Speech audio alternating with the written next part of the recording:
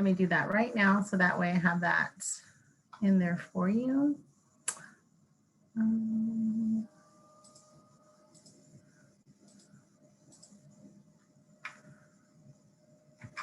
that should work. And if you have any issues with that, let me know. Okay, ma'am. Thank you. Yes, ma'am. All right. Well, good morning. My name again is Michelle Adetta, and I work with RBFCU.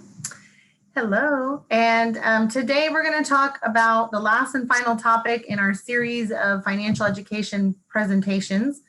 And today's topic is all about saving and investing. Okay.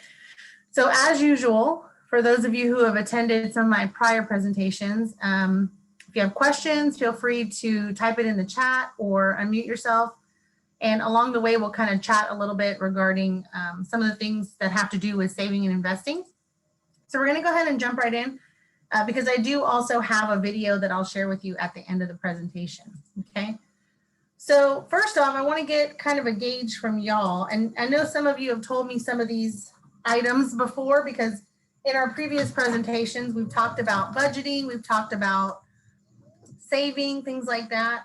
But just refresh my memory, within the next 5 years, do y'all have anything on your agenda or anything that might cost you money that you could be potentially saving for or are already saving for?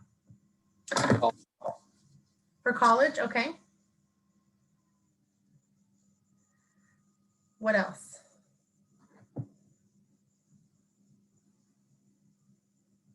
An apartment or place to live. Okay, an apartment or a place to live. Yeah, definitely an expensive cost. What else? So we have college, we have an apartment or some sort of housing. A form of transportation, such as a car. That's definitely one of the biggest that a lot of young people tend to look at when they, when they get out of high school or when they're in college or, just maybe if they go into the workforce at that age in their 20s, especially because we live in Texas where you don't really have as much of that public transportation, and it's going to be an ongoing thing because you need transportation, right? So the reason that we save for those items is because a lot of times we need that money, pretty quickly. We don't need that money in 20 years. We need that car like in the next 5 years. So what saving is it's putting money aside for those short-term goals. And when I talk about short-term goals, these are kind of the things that we talked about when we were talking about budgeting and preparing our money and our finances, for those things that are a little bit more in our sights, okay? Whereas investing, it's more of the long-term. It's putting money aside for future income or benefit or profit to meet long-term goals. So what are some things that maybe your family or people, adults that you know, might be investing for? Not saving, but putting money away for that long-term future situation. A retirement home or basically retirement? Yeah, anything retirement related, right? Because they're not going to retire tomorrow, but they want to start putting money away now so that they can prepare for that in the long run, right? What else? Anything else you can think of?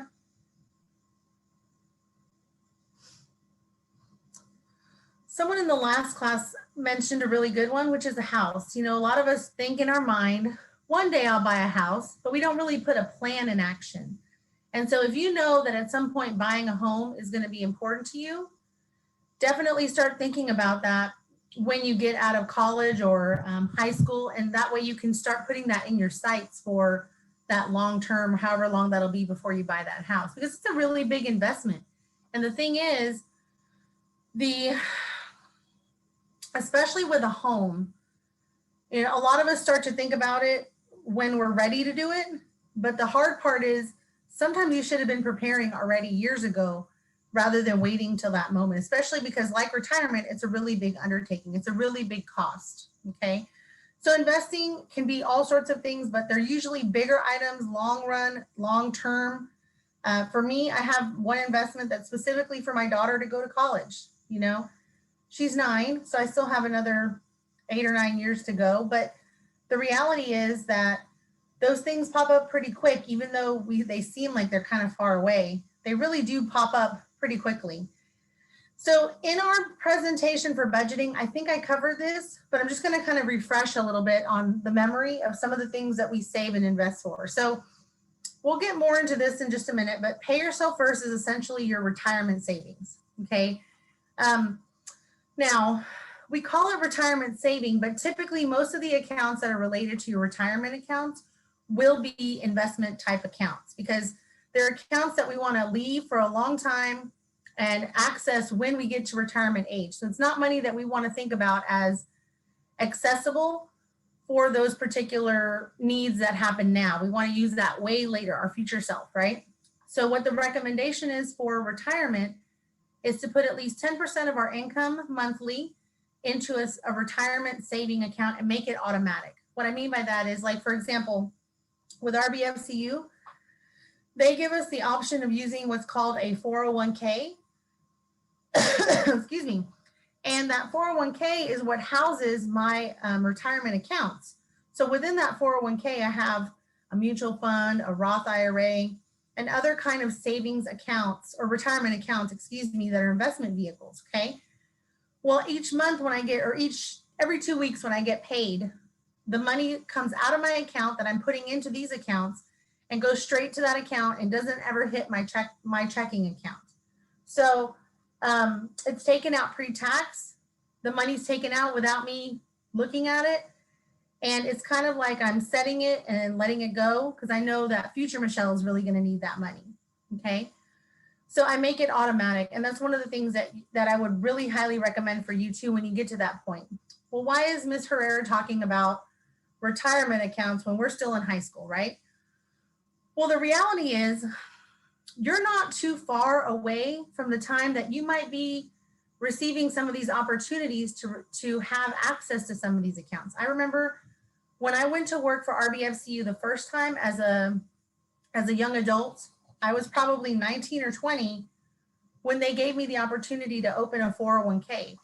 So there's going to be opportunities for you too when you start some of these first jobs that you go into, whether it's after you graduate or even maybe while you're in school, right? So the reality is the awareness is super important because if you're given this opportunity, like if I would so I actually left RBFCU and went to another job and then came back. But when I left RBFCU, I was able to take all the monies that I had accrued in that account with me to the next job. So even if you're not going to stay at the job that you're at forever, you have the opportunity to move that money with you. It's called a rollover. So don't ever not take advantage of any kind of retirement account, especially if your company is going to be giving you some money, which is called a match, to help you build up your retirement savings, okay? All right, the next kind of savings, and I'm going over this because in a minute, I'm gonna show you a quick little snippet of different types of accounts that you might access for some of these things. So I wanna be able to reference back to what I'm talking about. So we talked about this with the budget, and this is our emergency fund, and this is a very important saving. So PYF is for future you. Emergency fund is for current you, when things go wrong, to deal with an unexpected financial challenge like an illness or a job loss. I can still pay my bills even though I don't have maybe the income still coming in from that job, okay? And this is really important because it's not easy to, whoever said get your apartment or your house, right? That's not an easy thing to do. And so the last thing you want to happen is you do all that work to get that apartment, to get the furniture, to set up all the utilities. I mean, that's major adulting right there, right? So you don't want to lose that because you didn't have a backup plan. So having an emergency fund is so important when you start to take on those responsibilities of your own, like buying a car, getting an apartment, right? And the idea is with the emergency fund, you want to slowly build up 3 to 6 months worth of total living expenses. So if your bills, everything you pay each month, let's say, for example, it totals $1,000, you'd want to have between $3,000 to $6,000 in that account in case of an emergency. So that way, if you're out of work, you have a 3 to 6 month buffer to be able to still pay your bills while you're, going through whatever life situation you're going through. Okay. With goals, this is another type of saving or investment type of account related item. And this is really your specific preference. So maybe you want to start your own business. Maybe you want to buy a car. Maybe I don't know, travel. That's a big one for people right now, is going on vacation because they've been stuck at home. So whatever your goals are, most advisors recommend that you put at least 5% towards some of these. It might be more than that depending on how hefty your goal is. Okay, but this is certainly just a specific preference. And I like to share this Warren Buffett quote, and I'm sorry if you've already heard it, but I really like it. It says, don't spend what is left after spending, or excuse me, don't save what is left after spending, but spend what is left after saving. So if you get in the mentality of putting saving and investing first, it's going to make your life a lot easier in the long run. Okay, because you'll always have what you need when something happens, or, not even when something just when something happens, but if you want to do something. Some people will use these goal accounts as like, oh, I just found out so-and-so is going to do a concert tour and I really want to get the tickets on Friday. From between now and Friday, you don't really have time to save, right? So when you have these extra accounts that have those additional funds that kind of give you that leeway to take a last minute trip or go for a concert that's last minute coming up, it gives you that flexibility. So saving isn't necessarily just about planning for what goes wrong, but it could also be planning for things that you don't even know is an opportunity that you might enjoy, like something good, right? All right.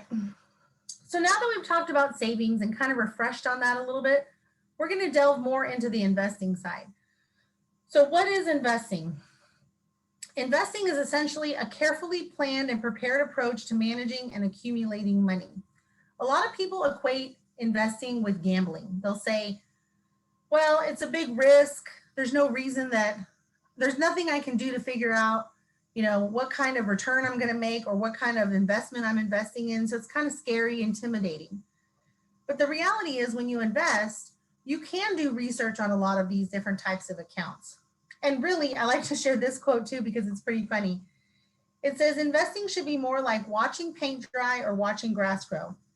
If you want excitement, take 800 and go to Las Vegas. Now, I don't want you to do that. But I want to point out the point of the watching paint dry or watching grass grow.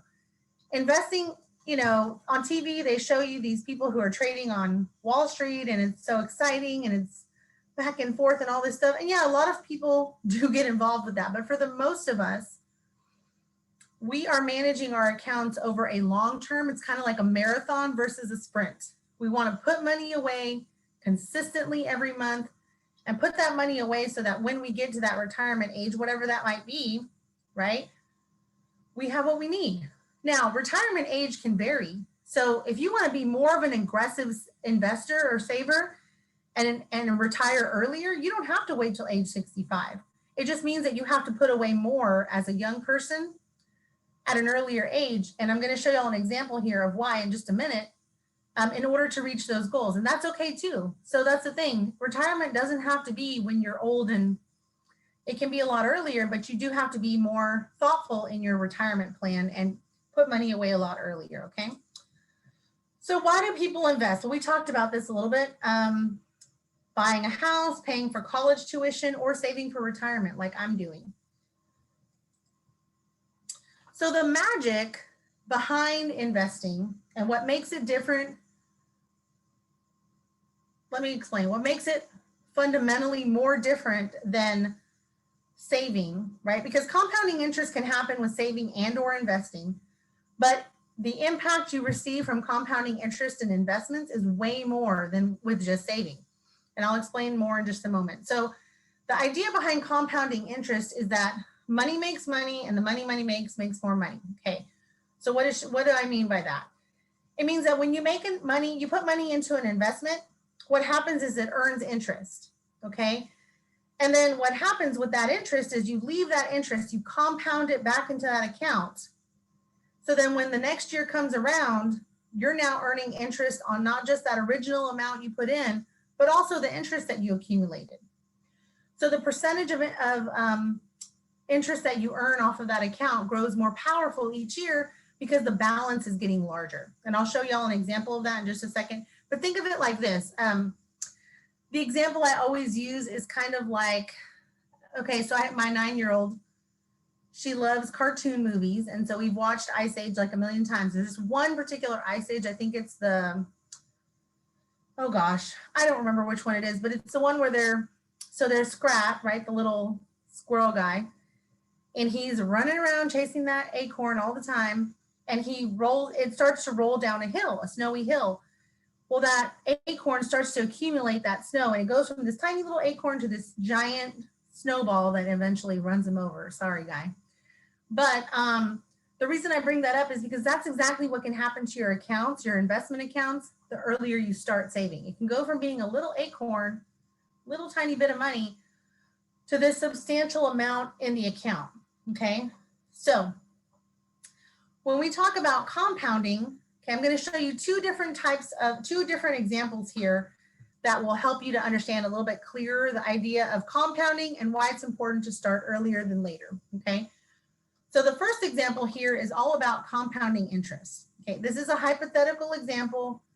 It's not an account that you can open right now, but I'm sure there's plenty of accounts out there that are similar to this, okay? So the account with this particular situation has a couple of characteristics. The first is that this person invested $5,000 at the end of each year, okay? And as you can see, it's a total of 30 years for the total amount of time that person's investing. So 5,000 times 30, we're talking about $150,000 investment that person made, okay? There's a 6% annual growth rate, and then all earnings are reinvested, meaning it goes compounding interest, okay? So every year, instead of taking out the amount I earned on that money that I gained, I'm leaving it in there. So I'm putting my 5,000, earning interest, putting another 5,000 interest, 5,000 bigger interest. The 6% never changes, but what changes is the account balance. And the larger that account balance becomes, the more powerful that 6% interest becomes, okay? And that's why investing is so important, because this is one aspect of all of your personal finances. Okay, so then this person could potentially end up with over almost $400,000, $395,291 over the course of those 30 years, okay? So let me take it a step further and explain why it's important to start sooner than later. In this particular example, it's the same exact characteristics. It's 5,000 invested at the end of each year, a 6% annual growth rate, and all earnings are reinvested. But now we're looking at different ages when these people start.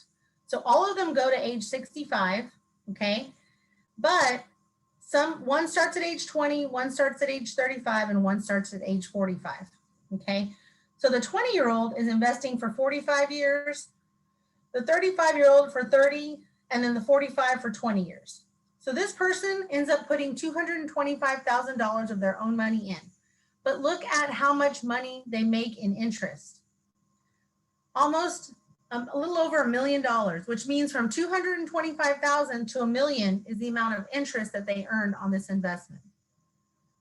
So they put in more than anybody else, but they earn way more on their money because they started early, okay?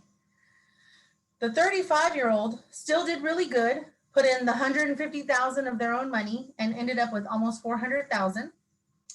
And then the 45-year-old started with $100,000 of their own money and ended up with $183,000, okay?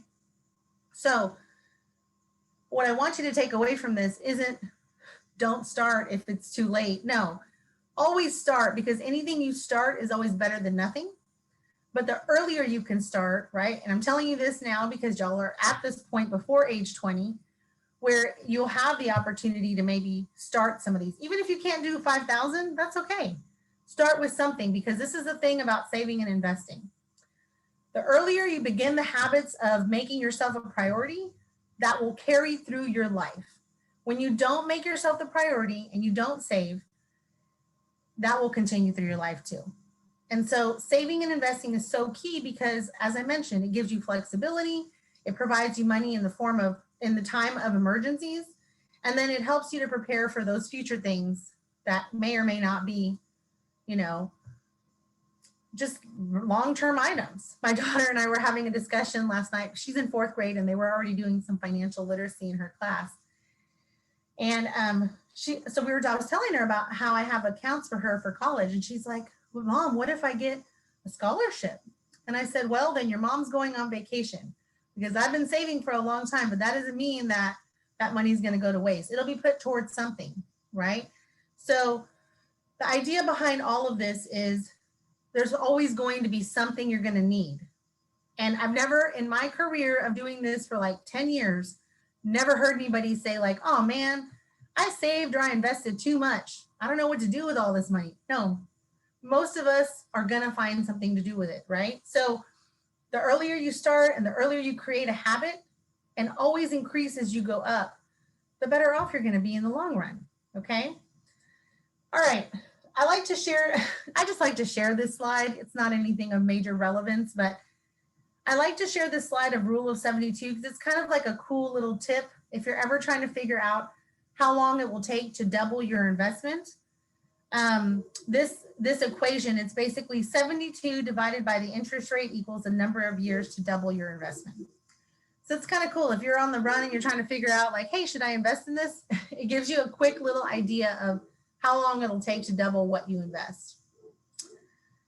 All right.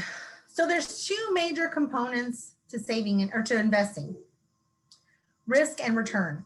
Risk is the possibility of losing some or all of your investment, and then return is the gain or loss of money invested. So this is our financial planning pyramid. And if you notice, it has a bunch of different types of accounts on it. And on the side, here we have an arrow that goes up that says risk. And on this side, we have the one that says return, okay? Now, all of these accounts down at the bottom are the ones that we've talked about when we were talking about financial services. And I'll give y'all a quick little refresher. But all of these accounts with the exception of the savings bonds, are accounts that you can find at your financial institutions where you have your savings account, your checking account. And all of the money in these accounts are insured by your financial institution and the government. And every person who has money in these accounts has up to $250,000 protection, whether they have it in a bank or a credit union, okay? So what that means is that your bank or your credit union goes out of business, you're still guaranteed to get up to $250,000 of your money back. If you have more than $250,000 in cash in any of these accounts, it's always a good idea to open another additional financial institution account so you have sufficient coverage on your funds, okay? Now, I'm going to go further in depth on some of these accounts here in just a second, but I do want to give you the idea of the concept of diversification also. Have y'all ever heard when somebody says, don't put all your eggs in one basket? Yeah, usually they're not talking about eggs. They're talking about, maybe your class selection or maybe, your options when you're applying to other colleges, right? Don't put all your eggs in one basket and apply only to UT. You want to apply to different schools. Well, same goes with your money. You want to put your money in different baskets for different reasons, right? So down here, these are the baskets that are safe, where there's no risk really involved. And you're going to keep all of your money. The downfall of those accounts is that the return is very low. So you're not going to become a billionaire by having money just in your savings accounts, okay? So yes, you want your emergency funds here. Maybe your goal accounts are going to be down here, depending on how short term those are. And then as you move up into some of these other types of accounts like stocks, mutual funds, any of these items, these are more of the long-term accounts that you're not going to touch. Okay, but once you break this barrier here and you move into these accounts up here, there's no more insurance. So the risk increases. And no matter if it's collectible stocks, real estate, mutual funds, bonds, whatever the case may be, whatever kind of investment you're getting into, there's no protection. So if you choose wrong, there can be potential loss of our money, okay, as mentioned. But the reason that people take these risks is because the return also is much higher than what you're going to earn in these accounts down here. So you diversify. You put some money in your savings, some money in these other investment accounts. If something goes wrong, you still have money in other spots, okay? I always think of it kind of like the way that squirrels prepare for the winter. They put acorns all over the yard, and I find them when they start growing in my front yard all the time, right? And that's just how you also want to think of your money the same way. So savings accounts, as mentioned, these are insured accounts with low risk, low interest, but you can take the money out whenever you want without any additional penalty. And this is considered a liquid asset, which what that means is when you hear the term liquid, it means that there's easy accessibility to take it out whenever you need to, okay? Money market accounts, these work either like a checking or savings. Again, this money is liquid and easily accessible. There's low risk. There's a little bit higher return than a savings account, but it doesn't pay as much as an investment, okay? Certificate of deposit, these are a little bit different than just a regular savings account. So regular savings account, you put money in, you take it out. With certificates of deposit, you usually can open these with your bank or credit union, but they're time deposit, which means that you as the owner of the money that's going into the account get to determine how long you're going to put that money away. And the longer you put it away and the larger amount you deposit, the higher interest you could potentially earn, okay? But you can't take it out sooner than the day that you agree to leave it there. So if you say, I'm going to put this money away for 2 years, you have to leave it in that account for 2 years. Otherwise, they charge you a fee to take it out sooner, a penalty. A savings bond is a, basically anytime you hear the word bond, it means that you're loaning money to a government or an entity like a corporation. And so what happens is you put that money away in the savings bond for a set amount of time for a specific amount of return. And it is also a very safe account. Mutual funds, this is where we get into the investing part, okay? So basically what's happening here is, if you're familiar with the stock market, there's a bunch of different types of accounts that go into mutual funds, and there's one fund manager. So instead of you having to be, investment savvy, you give your money to this mutual fund that has a diversification of accounts in it. And then this person or this group will actually manage that for you. So you really don't have to do much, which is nice. They are considered high risk, and they will have fluctuations with the stock market, okay? Real estate is essentially just property like land or buildings. It's not considered a liquid asset. It is high risk. Because it is more complicated to sell. If you end up spending all of your money on real estate, you may not be able to get that money back as quickly because you have to sell the item before you can get your money back, right? Stocks mean that you own a part of a company. You're known as a stockholder. They are a high risk option, but they are pretty liquid. So if you need to turn your stocks around back into cash, you can do that usually pretty quickly. And then collectibles, these are items that are relatively rare in number, like antique art, sports memorabilia. You holding on to the item though doesn't earn you any money. So this isn't something that earns money while it's sitting at your house. But when you sell them, because those things can appraise higher in value later in life, it could be something that you would make a gain on. And then a 401k, as mentioned, is essentially an employer-sponsored retirement account, and you can take that money out when you retire, but it isn't taxed until you withdraw it, okay? All right, let me show you this quick little video here. Before we jump into the video though,